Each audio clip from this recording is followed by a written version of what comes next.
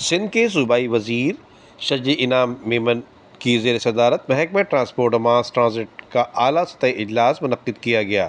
اس اجلاس میں red line BRT میں بڑی پیش رفت اور سول ایویشن اتھارٹی 5 میں سے 4 مقامات پر تعمیرات کے لیے رضامند ہو گئی۔ کراچی میں موٹر وہیکل انسپیکشن سینٹرز کا فعال، جبکہ دیگر ریجنز میں بھی MVI سینٹرز کا قیام عمل میں جلد یقینی بنایا جائے گا۔ جبکہ اجلاس میں روڈ حادثات کی روک تھام، ریڈ لائن اور یلو لائن BRT منصوبوں سمیت ٹرانسپورٹ مسائل اور عید کے کرایہ مہم کا جائزہ بھی لیا گیا۔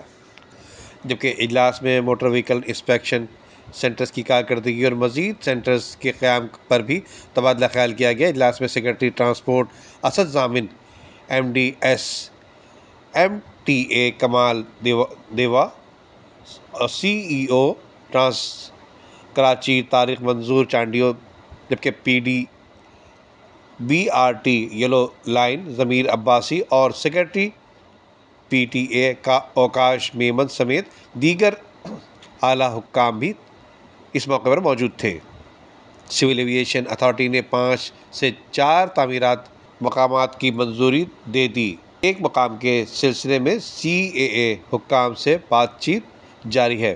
اجلاس میں عید کے موقع پر مسافروں سے اضافی کرایہ وصول کرنے والے ٹرانسپورٹر کے خلاف سخت کارروائی کی جائے گی۔